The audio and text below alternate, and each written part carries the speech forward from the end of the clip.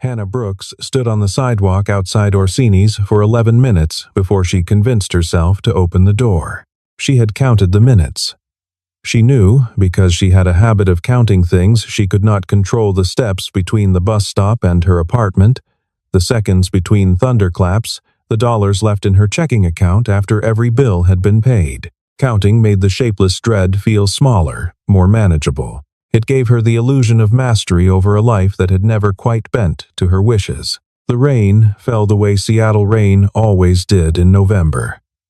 Not in sheets, not dramatically, but in that patient, persistent mist that didn't so much fall as hover, settling on her coat and hair and the backs of her hands like a quiet accusation, the kind of rain that didn't announce itself, the kind that soaked you through before you realized it was happening. Through the glass, she could see the warm amber glow of the restaurant, white tablecloths, tapered candles in slender silver holders, a sommelier moving between tables with practiced ease, a couple near the window laughing at something private, their wine glasses catching the light. She had looked up the menu online 3 times.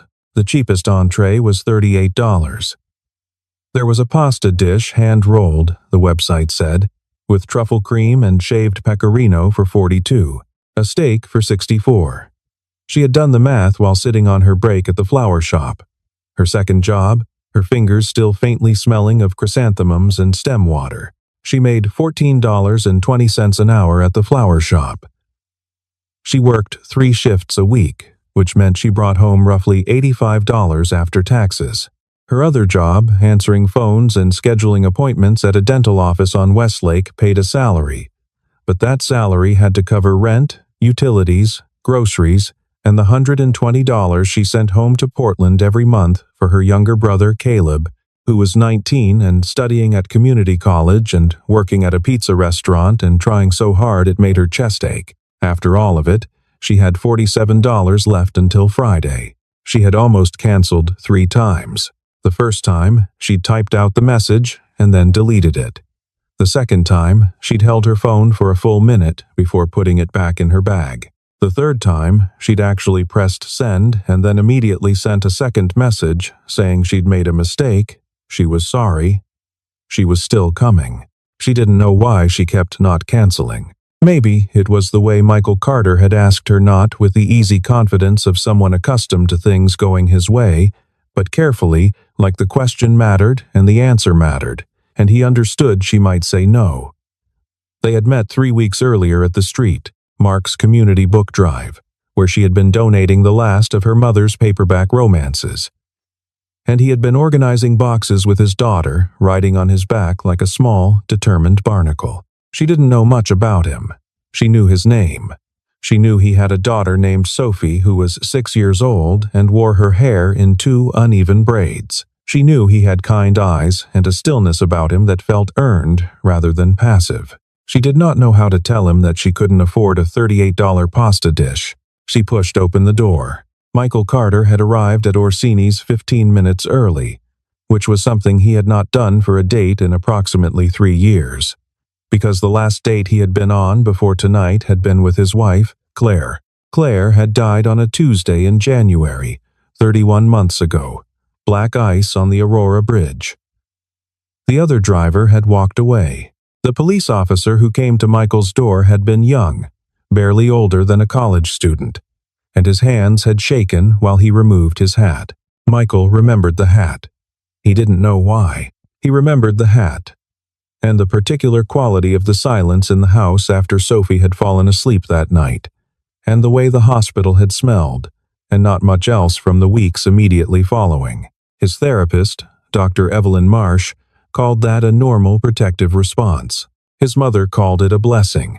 Michael called it the thing that had happened to him, and he tried not to assign it more meaning than it already had. He had learned to braid hair from a library book. Claire had always done Sophie's hair 2 French braids every school day, loose waves on weekends, and when she was gone, Michael had stood in the bathroom on a Saturday morning holding a brush and Sophie's patient, trusting face in the mirror, and understood with absolute clarity that he had to learn. He was better at it now. Not as good as Claire, but Sophie had stopped wincing. He had met Hannah at the book drive on a Saturday when Sophie had woken up at 5:30 demanding pancakes, and he'd made them, and then they'd both been restless and at loose ends, the way weekend mornings sometimes got without enough structure, and he'd seen the flyer on the community board at the grocery store.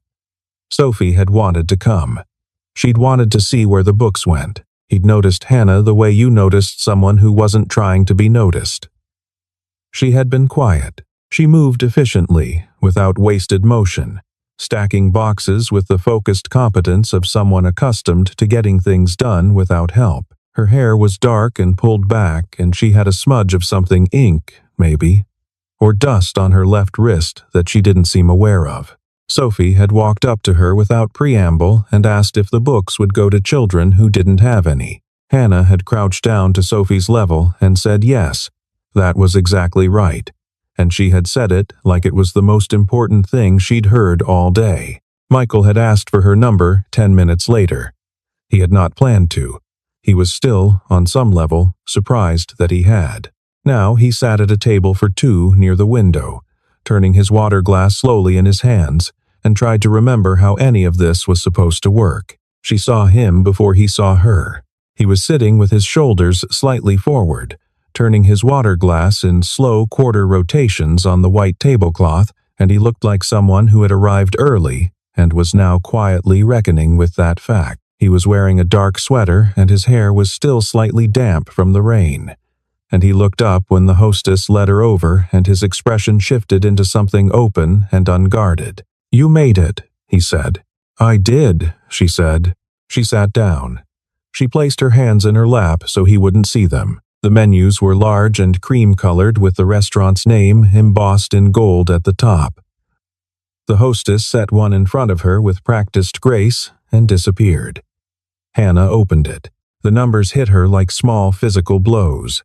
She absorbed them with the trained stillness of someone who had been blindsided by numbers before the electric bill that came in $60 over budget the month the heat broke, the car repair she'd had to put on a credit card she was still paying off, the rent increase her landlord had slipped under the door on a Thursday evening. She had a whole repertoire of stillness for moments like this, but her hands, in her lap, had curled slightly. Michael was talking. He was talking about Sophie, about something Sophie had said at school last week that had made him laugh while driving home. And normally she would have been listening. She was interested in Sophie. She found herself genuinely curious about this small person. She'd met only briefly, but the numbers on the menu were doing something to her concentration. She thought, "I have $47. She thought, an entree and a glass of water and a tip would take all of it. She thought, "I have never in my adult life told a man I couldn't afford something on a first date, and I am not sure I can do it now. And I am also not sure I can sit here and smile through a dinner that will empty my account and make the next week very difficult, because that is the kind of decision that has consequences." Michael paused. She realized he had asked her something. "Sorry," she said. She stopped. She looked at the menu. She looked at him. He was watching her with an expression she couldn't read. Not impatient, not confused. Something steadier than either. She set the menu down. "I have to tell you something," she said. Her voice was quiet, but it didn't shake. She had worked hard, over the years, at not letting her voice shake, and it's embarrassing to say on a first date, and I'm going to say it anyway. He nodded once. He didn't rush her. "I can't afford this," she said. "I looked up the menu before I came, and I can't. I have $47 until Friday, and I can't spend all of it here, and I should have said something earlier, but I didn't know how." She watched him.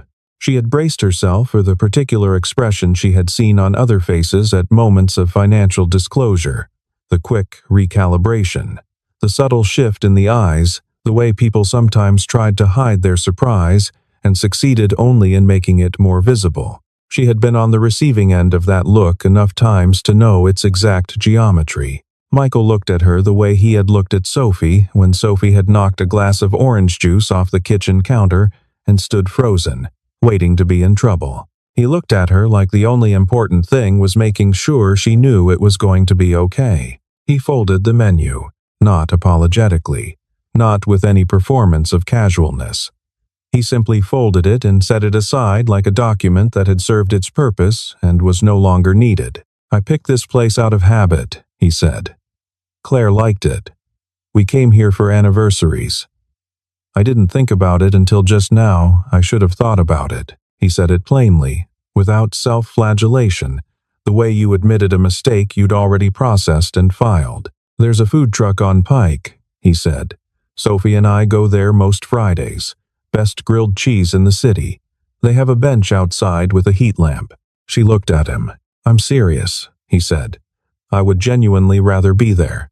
She believed him. That was the strange thing, she believed him completely. They left the restaurant. Michael told the hostess there had been a change of plans and thanked her. And the hostess smiled with professional warmth. And then they were outside in the mist and the amber of the streetlights, and Hannah took one breath of cold November air and felt something loosen in her chest. The truck was called Murray's, operated by a man named Garrett who had forearms like a longshoreman and a genuine passion for sourdough. He recognized Michael immediately and called him by name and handed over 2 paper-wrapped sandwiches and 2 cups of tomato soup before Michael had finished ordering. The total was $14. They sat on the wooden bench under the heat lamp while the city moved around them. A group of college students passed, laughing. A man walked a greyhound who moved with improbable elegance over the wet pavement. Somewhere down the block, someone was playing a guitar badly and earnestly. The sandwich was extraordinary. She wasn't sure she had expected that, but it was the bread had that particular crackling resistance of good sourdough, and there were 3 kinds of cheese and something slightly caramelized that she suspected was onion. "Sophie calls this the important sandwich," Michael said, "as opposed to not important sandwiches. What makes a sandwich important?" I asked her that. She said it's when you think about it afterward. Hannah looked down at her sandwich. She thought she understood. The mist had thickened slightly, turning the streetlights into soft aureoles of gold. It should have been cold. It wasn't, particularly. She was aware of the precise distance between her shoulder and his, aware of the warmth from the heat lamp, aware that she felt, and this surprised her, comfortable, not the performing ease you don't feel kind of comfortable. Actually comfortable. "Thank you for telling me," he said. "At the restaurant." That took something. She considered deflecting. She was practiced at deflecting. "It did," she said instead. The soup was getting cold, and neither of them moved to leave. She told him about her father first, because it was easier than the other things, or not easier, but older, more worn smooth by years of telling. The way a river stone becomes comfortable in the hand.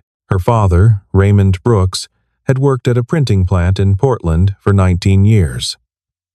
He'd known every person on that floor by name and the names of their children. He had been laid off 3 months before she started high school, and the world had changed in a way she had not been prepared for. Not dramatically. That was the thing she always tried to explain when she talked about it. It hadn't been dramatic. It had been the gradual erosion of small things: the cable subscription canceled, then the family trip that didn't happen, then her mother picking up a second job at a hotel laundry, coming home after midnight with her hands red and her face gone hollow with exhaustion. Her father had applied for jobs with a focused desperation that he tried to hide from his children and didn't quite succeed. She had been 16. She had understood more than they knew. "I used to lie awake and do the math," she said. "Like if I could just figure out the numbers well enough, I could fix it." As if the problem was that nobody had added things up correctly. Did it help? No. But it gave me something to do with my hands. She watched him absorb this. He didn't say anything immediately, and she appreciated that he didn't rush to fill the silence with reassurance. "My wife died 31 months ago," he said. The directness of it surprised her. Not the fact she had gathered, from small things, that he was widowed, but the way he said it. Without softening, without the euphemisms people usually reached for. He told her about the bridge, about the young police officer, about standing in the hospital corridor at 2 in the morning, trying to understand something that his brain kept refusing to parse. He told her about the first week afterward, which he remembered mostly as a sequence of practical tasks, the calls that had to be made, the people who had to be told, the arrangements that had to be arranged, and how grateful he had been, in retrospect, for the tasks. Because the tasks had given him a place to put the part of himself that was still functioning. Sophie was 3, he said. Old enough to know something had happened, not old enough to understand what. She kept asking when Mama was coming home for about 2 months. He said it steadily. She did not mistake steadiness for the absence of pain. How did you answer? I told her the truth, as much of it as a 3-year-old can hold. He looked at the rain on the pavement. I'm still not sure I did it right. Dr. Marsh says there isn't a right. The heat lamp hummed faintly above them. Garrett was serving another customer and whistling something tuneless and cheerful. They didn't kiss. It would have felt false, too neat, too much like a resolution to something that wasn't resolved. Instead, when they finally stood to leave, he put his arm around her shoulders for a moment in the way of someone offering warmth rather than claiming proximity, and she leaned into it briefly, and then they walked separate ways to the bus stop and her car, respectively. She sat in her car for a few minutes before starting the engine, her hands on the wheel, not doing the math for once. The envelope was orange. She knew what orange envelopes meant. She had known since she was 17 and had watched her mother go pale at the sight of one on the kitchen counter. Orange envelopes from the property management company meant something had gone wrong in a way that required formal documentation. She opened it in the hallway of her building, still in her coat, her work bag on her shoulder, rain damp and tired. It was a Thursday in early December, 3 weeks after the dinner. After 2 more evenings with Michael, once at a dim sum place in the International District where the total had come to $11 each, once walking the waterfront in the cold with coffee from a cart, which had been his explicit suggestion, and she understood that he had been paying attention. The notice informed her that her rent payment for November had been received, but that the late fee from October, which she had disputed, in writing, because she had paid on time, and the management company's online portal had experienced a processing delay, had not been resolved, and that the outstanding balance of $214 must be paid within 10 days or proceedings would begin. She read it twice. Then she stood in the hallway and looked at the wall and tried to breathe normally. $214. Her account had 31 in it. She had a paycheck coming on Friday, $612 after taxes from the dental office, and she'd been planning to use most of it for December rent, and Caleb's tuition supplement and the electric bill that was always higher in winter. She sat down on the hallway floor, which was cold and smelled of industrial cleaner, and put the orange envelope on her knees and stared at it. She thought, this is solvable. She had solved harder things. She also thought, I am so tired. She pulled out her phone. She had a text from Michael, a photo of Sophie at dinner with a bean balanced on her nose, captioned, she has been practicing. She put the phone back. She texted him. Something came up. Can we reschedule Friday? He replied in 4 minutes. Of course. Is everything okay? She typed, yes, just work stuff. She sent it and looked at the envelope and thought about her mother sitting at the kitchen table in Portland, trying not to cry where the kids could see, and something cracked open in her chest, not all the way, just enough to let the cold in. She did not cry in the hallway. She cried in the shower, briefly, efficiently, the way she did most things that took something out of her. Then she dried off and sat at her kitchen table and started making a list. He didn't hear from her for 3 days. He wasn't alarmed at first. People got busy. He got busy. Sophie had a stomach bug on Saturday that kept them both homebound and exhausted.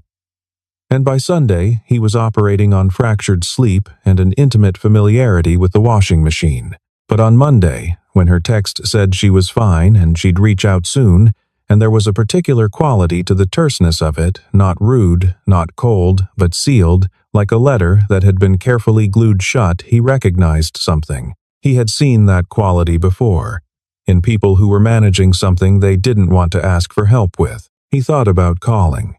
He didn't. Calling felt like pressure, and pressure was the wrong instrument. On Tuesday, he picked Sophie up from school and drove past the flower shop on his way home. He was not intending to stop. He did anyway. Hannah was at the front, trimming stems over the deep stainless sink, and she looked up when the bell above the door rang, and the expression on her face cycled through several things very quickly before it arrived at something that was not quite composed. "Hi," he said. "Hi." She set the stems down. "I know. We were driving by." He looked back through the window at Sophie, who was in the back seat with her face pressed to the glass, watching with unconcealed curiosity. "We were going to get soup. We wanted to see if you wanted to come, but if now is bad." She made a sound that was trying to be a laugh and didn't quite get there. "Hannah." He stepped slightly closer. "What happened?" She looked at the stems on the counter. She looked at the flowers in the buckets along the wall, all that brash, indifferent color. She told him. Concisely, the way she'd learned to speak about financial things, the facts without the shame, as best she could manage, though the shame was always there underneath, a low bass note. He listened. He asked one question. "What do you need right now?" Not, "Let me pay for it." Not, "How much?" Not, "What do you need right now?" She looked at him. Something moved through her that she didn't have a name for yet. "I need to write an email to the property manager that doesn't sound like I'm begging," she said, "and I need someone to sit next to me while I make the phone call because I hate making that kind of phone call." "Okay," he said. "I can do that." He called his neighbor, a retired teacher named Willa, who adored Sophie and was pleased to have her for 2 hours. He came back to the flower shop at closing and sat at the small work table in the back while Hannah wrote the email on her laptop. He read it when she was done and said it was good and meant it. She made the call. He sat beside her. He didn't speak. He handed her a glass of water at one point, silently, and she took it. The property manager agreed to waive the late fee given the documented portal error. She'd need to send the confirmation number from her original payment. She had it. She'd kept everything. When her paycheck arrived on Friday, she paid December's rent in full. She transferred Caleb's supplement. She paid the electric bill. She had done it. All of it. By herself, with someone sitting beside her. She was learning that those two things were not contradictions. She started keeping a toothbrush at his apartment sometime in February, though she couldn't have said the exact day it happened. It felt less like a decision and more like the natural result of enough evenings that ended late and cold outside and warm inside. Sophie, already asleep, the particular stillness of a house after a child has been put to bed. She liked his apartment. It was comfortable in the honest way of a place that had been lived in rather than designed. Sophie's drawings accumulated on the refrigerator until Michael put them in folders by year. The bookshelves were organized by some system she couldn't decode. There was a dent in the kitchen drywall from a shelf that had fallen and been patched but not repainted. She liked Sophie, more than she had expected to, more than she felt she had any right to yet. Sophie was serious and funny in alternation, and she had a habit of asking the kind of direct questions that children ask before they learn that adults consider directness impolite. She had asked Hannah once, very matter-of-factly, if Hannah was going to be her new mom. Hannah had held very still for a moment. "I'm Hannah," she had said. "I'm a person who likes you and your dad a lot, and I'm going to be around. What that means exactly, we'll figure out together, okay?" Sophie had considered this with the gravity of a small judge. "Okay," she had said. "Can you do French braids?" "I can learn," Hannah had said.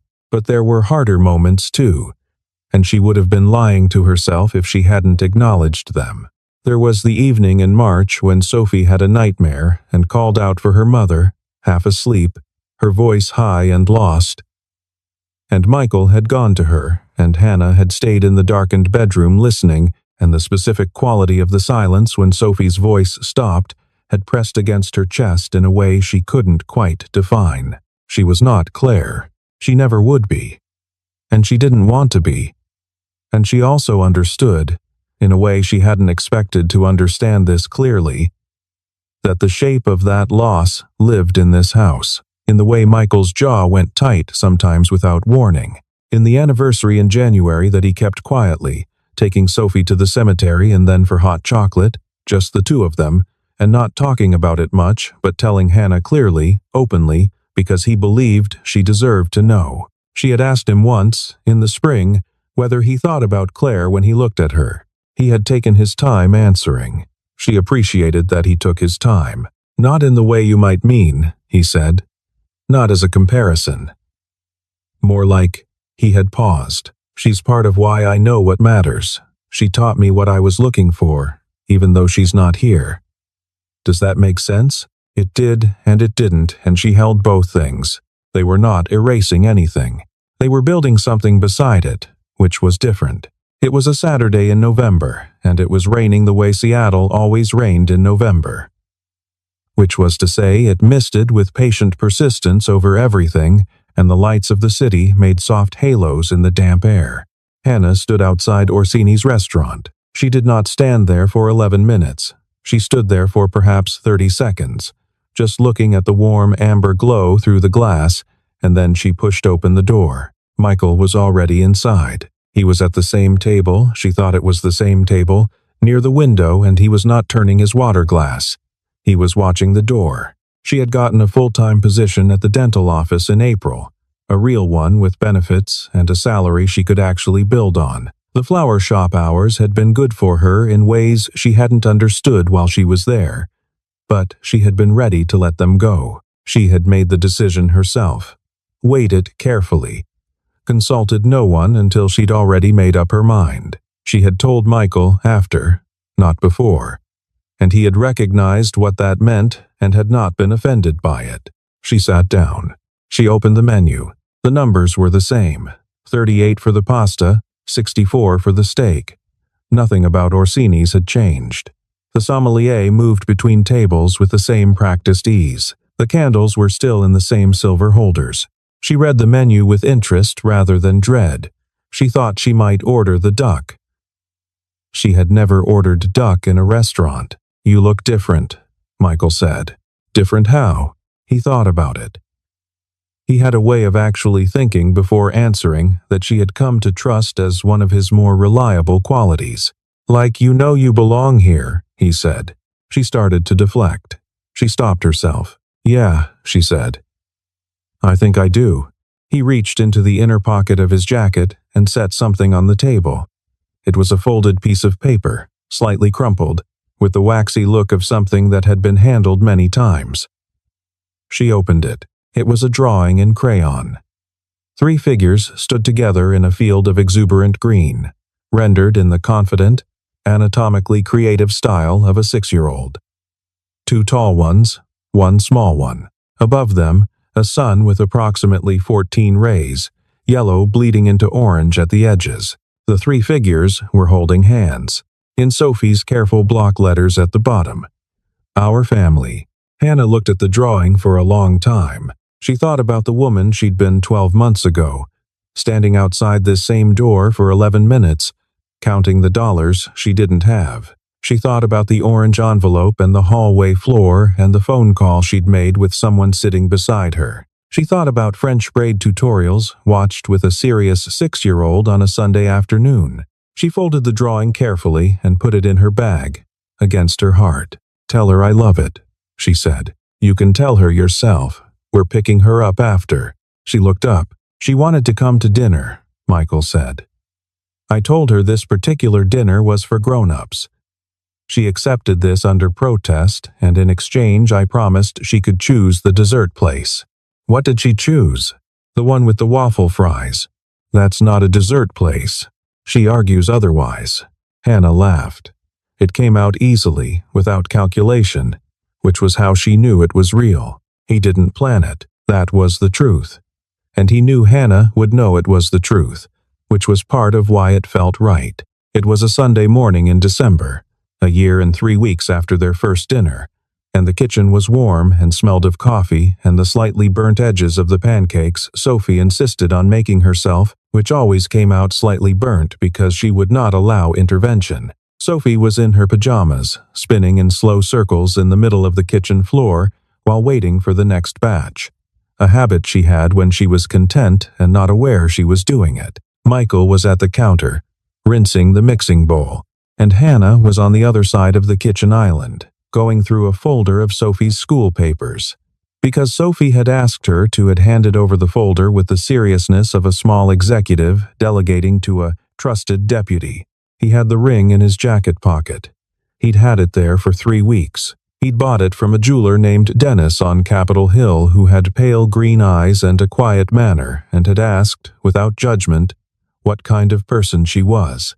Michael had thought for a moment and then said, "Practical and careful with things, and braver than she thinks she is."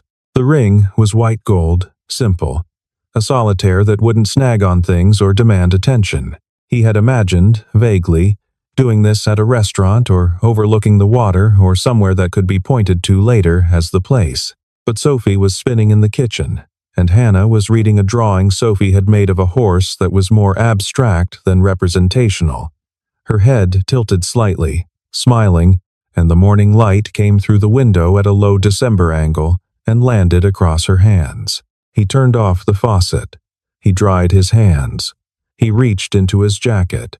Sophie stopped spinning. Later, much later, Hannah would say that Sophie had known first. That Sophie had gone still a half second before Michael spoke, like a small instrument tuned to a frequency adults couldn't hear. Michael crossed the kitchen. He didn't kneel, it occurred to him, and then didn't feel necessary. They were past the performance of grand gestures. She had never wanted grand gestures, neither had he. He stood in front of her and held out the ring in his palm and said her name. Hannah. She looked up from the drawing. She looked at the ring.